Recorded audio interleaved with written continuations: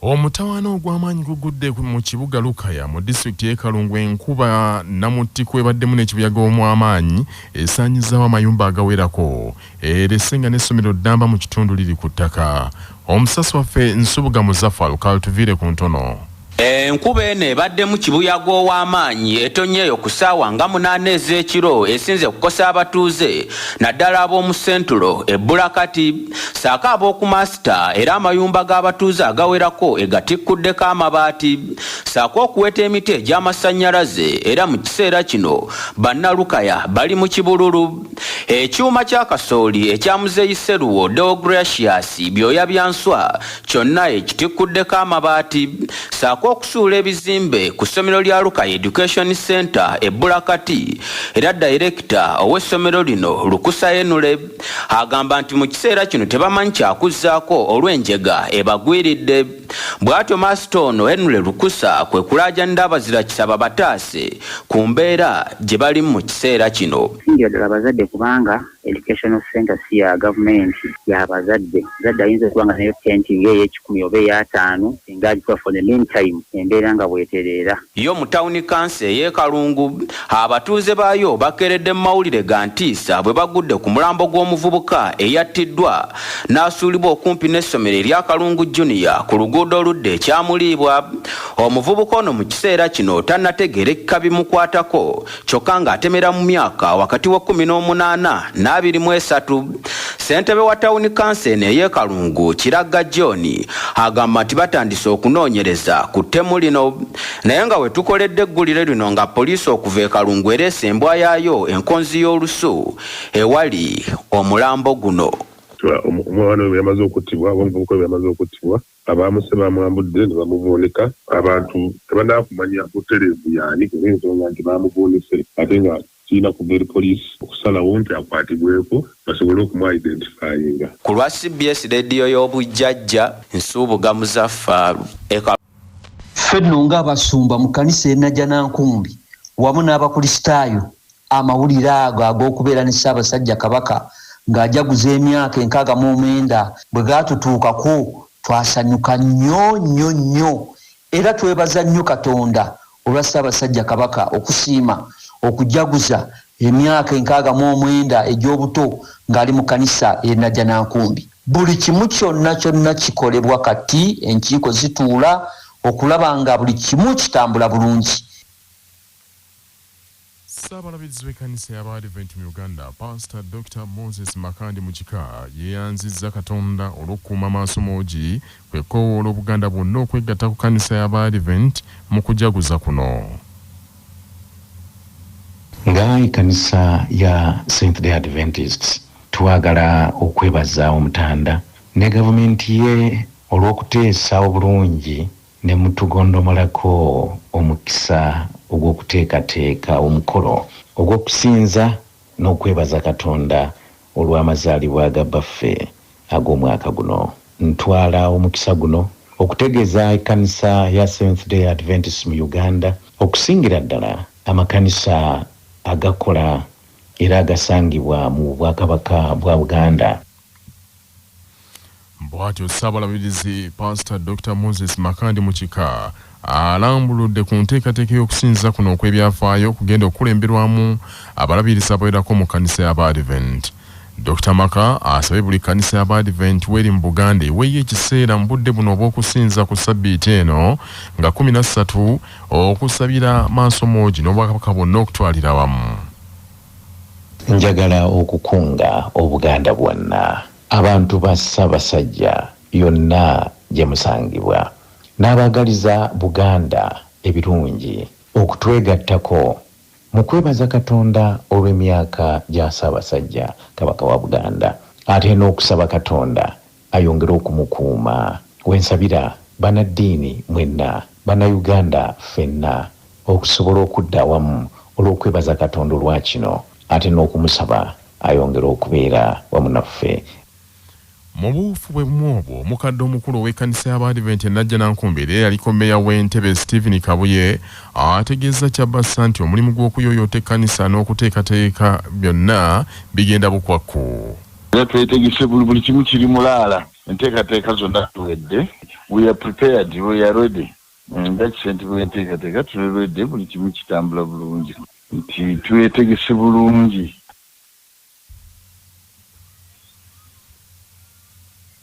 Mu kiseera kyekimu ng'Obuganda bweteekerateekera amazaalibwa ga Ssemunywa, abantu ba Kabaka okwetooloola Obuganda bakubiriziddwa okwetaba ku bikujjuko byonna ebigendereddwamu okujaguza amazaalibwa g'Empalabwa. Amazaalibwa ga nnyinensi ag'emyaka 69 gaakubeerawo ku Lwomukaaga luno ng'ennaku z'omwezi 13 omwezi ogw'Akafuumulampawu, era enteekateeka nnyingi ezikoleddwa okusabira Omuteregga n'ebirala. Ssentebe w'olukiiko oluteesiteesi lw'emikolo gino, minisita wa gavumenti ez'ebitundu era avunaanyizibwa ku ntambula z'amasomogi Oweekitiibwa Joseph Kawuki akasizza nti enteekateeka ez'ebyoto ziwedde mu masaza gonna nga waakubeerawo abakugu mu byafaayo abagenda okusomesa abantu b'Omutanda abaneetaba mu byoto bino ebigenda okukumibwa mu bitundu ebitali bimu nga bikwata ku bulamu bw'Omuteregga. Oweekitiibwa Joseph Kawuki bw'ati akunze Obuganda naddala abavubuka okusinga ennyo beenyigire butereevu mu byoto bino ebigenda okukumibwa. Ogyeko essaza kya Ddondo erinaaba n'ekyoto ekyokuna ekigenda okubeera ku Buganda Royal Institute of Business and Technical Education Association saako amasaza y'Ekisingo n'ery'Ebuddu, amasaza amaaga agava ennyo agajja okuba n'ebyoto ebina. Ku byoto bino abantu bagenda kuba basomesebwa ku bulamu bwa Ssaabasajja Ronald Mwenda Mutebi owookubiri ng'akyali mulangira okuviira ddala 1955 okutuuka 1969 lwe yabikka akabugo n'afuuka kabaka mu butuufu era Ssaabasajja ekyali ba 8-2. Obuganda busomesebwa okuva 69 okutuukira ddala 1993 kabaka nga Ssaabasajja era busomesebwe nga Ssaabasajja kabaka okuva 93 okutuukira ddala mu kiseera kino kabaka atukulembedde kati emyaka gigenda kuwera 31 ali ku Namulondo y'abajjajjaabe alamula Obuganda. Awo tukubiriza Obuganda bwonna yombira ebyoto. Mu nteekateeka ze zimu ez'okuza amazaalibwa g'amasomogi waakubeerawo obujjanjabi obuwerere obugenda okuweebwa abantu b'Omutanda nga basinziira ku mbuga ya Ssaabagabo Nsangi mu ssaza Busiro nga bajjanjabibwa endwadde ezitali zimu gamba nga mukenenya, amaaso n'endala. Enkya ku lunaku olw'okutaano n'olw'omukaaga Kamalabyonna wa Buganda Oweekitiibwa Charles Mayiga waakuwa ebyafaayo ku bulamu bw'Omuteregga ng'asinziira ku mikutu gy'Obwakabaka egy'amawulire okuli Radio eno Kyabasa Mujugumiza Ggwanga ne BBC Telefine yaffe.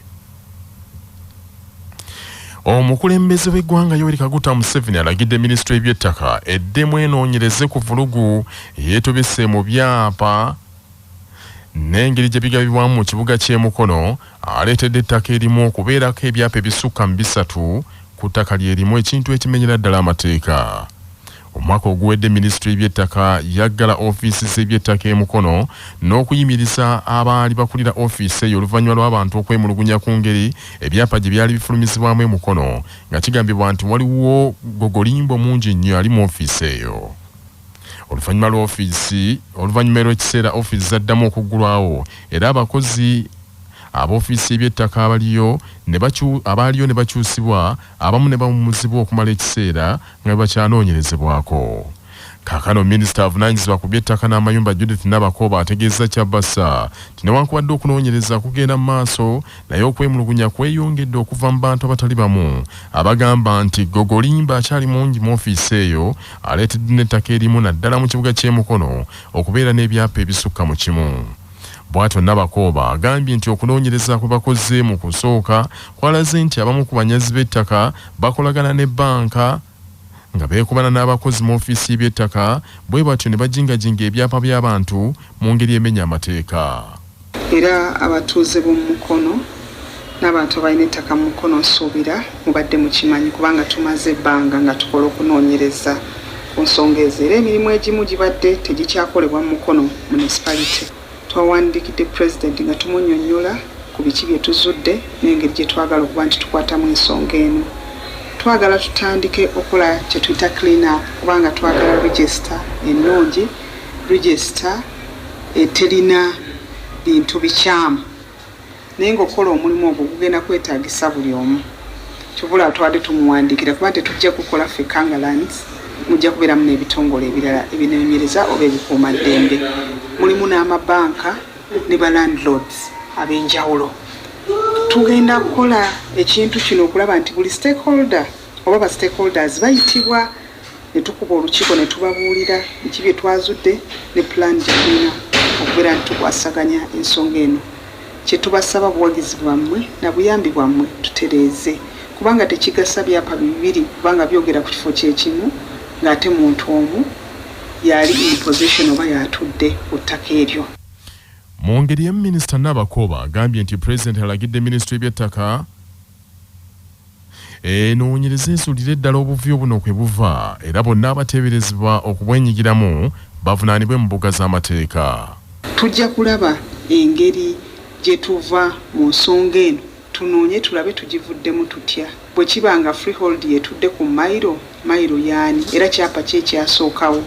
Ebyo byonna tugenda kubanga tubitunuulira tusobole okuba nti tuyambagana n'okusobola okulaba nti obuvuyo kubanga tetwagala ekizibu ekyo ekiriwo kusirika bwe manya obuvuna obuddo obw'eddembe lyo tonyigirizibwa ddembe lyo ery'obwebange. Ddembe lyakutusibwako Chalkmail omusujja gukuluma magulu mugongo nnyo eddagala Chalkmail yambeko okwongera abasirikale b'omubiri gw'amaanyi olwanyisa endwadde zikuluma n'okutangira ezo eziyinza okussa obulamu bwo. Chalkmail musange mu pharmacy zonna yakakasibwa National Drug Authority nga bali wamu ne masala pellet starter emmere y'obukoko obuto ey'obuweke okuva ku bw'olunaku olumu okutuuka ku 14 ebusitula obulungi ne bukula mangu. Masala pellet starter ey'obuweke gisange ku Container Village Juba Plaza edduuka namba B008 oba mu maduuka g'ebyobulunzi. Banka erimu enkola ya Islamic banking oba enkola ya banka eri ku musingi ogw'obusiraamu erina okubeera ne Sharia board eriko abamanyi mu busiraamu nga munnamateeka Abdul Nur Kinene bw'annyonnyola. Akawaayiro 1015 aka Financial Institutions Amendment Act 2016 kano kagamba nti buli banka yonna eyeenyigira mu nkola eya Islamic banking eteekwa okuba ne Sharia Advisory Board oba council ng'eriko abamanyi mu busiraamu oba abamaseeka abakugu mu byenfuna. Era banka eno singa eba teyina Sharia Advisory Board oba council tesobola kukkirizibwa banka ya Uganda enkulu kukola mirimu gya Islamic banking. Alipoota y'ekitongole ekivunaanyizibwa ku bibalo mu bwakaka bwa Buganda ekya Buganda Statistics Unit BSU ey'omwezi guno ekkaatiriza obukulu bw'okukozesa emikutu gya radio ng'ekkubo ery'okumanyisa amawulire nga ku buli bantu 5 ku 10 obubaka babufunira ku muleereetu gwa radio. Okunoonyereza okwakoleddwa aba Buganda Statistics Unit kulaze nti ku buli bantu ebitundu 10 mu masaza ga Buganda gonna 18 ebitundu 52 ku buli 100 obubaka n'amawulire bagafunira ku mikutu gy'amawulire egya radio nankubadde nga tekinologiya yeeyongeddeko mu ggwanga. Okunoonyereza kulaze nti emikutu gya telefayina giri ku bitundu 19 ku buli 100 mu kubunyisa amawulire so nga ate amasimu gali ebitundu 8 ku buli 100 mu kubunyisa amawulire ku bantu ate ebizindaala eby'oku byalo bikola ebitundu 4 ku buli 100 mu kubunyisa amawulire ku bantu. Mu Uganda yonna ebiwandiiko biraga nti bannayuganda ebitundu 7 ku buli 100 balina amasimu naddala ag'omu ngalo, amaka ebitundu 32 ku buli 100 balina radio mu nju zaabwe, ate ebitundu 19 ku buli 100 balina TV oba telefayina, naye nti abasinga obungi bakyesiga omukutu gwa radio okubatuusako amawulire n'ebifa mu nsi yonna. Shiba Nabuyondo omukungu mu kitongole kya Buganda Statistics Unit abakulembeddemu okunoonyereza kuno agambye nti essaza Butambala ne Mawogola gye basinga okuwuliriza radio nga bali ku bitundu 7 ku buli 100 so nga mu Kyaddondo gye basinga okufuna amawulire okuva ku ntambi za telefayina. Essaza Buvuma, Bugerere ne Buluuli gye basinga okufuna amawulire ku bantu bannaabwe nga ku buli bantu 10 abantu 2 kubo amawulire bagajja ku bannaabwe bebeesiga okumanya ebifa mu nsi. Amasaza Butambala ne Mawogola ge gakyasinze okukozesa leediyo ng'ensibuko y'amawulire enkulu mu Bwakabaka era amaka ago gali 7 ku buli 100. Okidda ku sayidi ya terefayina essaza Kyaddondo lye likyasinze okukozesa terefayina ng'ensibuko y'amawulire enkulu era ng'amaka gali 4 ku buli 100. Amaka 5 ku buli 10 ge gakyakozesa leediyo ng'ensibuko y'amawulire enkulu mu Bwakabaka ate amaka 2 mu buli 10 ge gakyakozesa terefayina ng'ensibuko y'amawulire enkulu mu Bwakabaka. Munnamagye yawamba obuyinza emmali Kano Assimi Goita akaladde alangiridde nti okuva kaakano takyetaaga bibiina byabufuzi ku ttaka lya mmali byonna biweze. Assimi Goita ng'ayise mwogezi we Kano Abdullahi Mayiga agambye nti oluvannyuma lw'okwebuuza n'enteesaganya ez'amaanyi ze baalimu gye buvuddeko baakikaanyako nti mu kiseera kino ebibiina by'obufuzi byonna bigira biyimirizibwa era biyimirize emirimu gyabyo ku lw'obulungi bw'eggwanga n'obutebenkevu. Abdullahi Mayiga asinzidde ku TV y'eggwanga n'ategeeza nti okuva kaakano tewaabeewo kibiina kya byabufuzi kyetantala kukola mulimu gwonna kakubeera okuba enkuŋŋaana nti embeera ejja kusigala bw'etyo okumala ebbanga eritali ggere.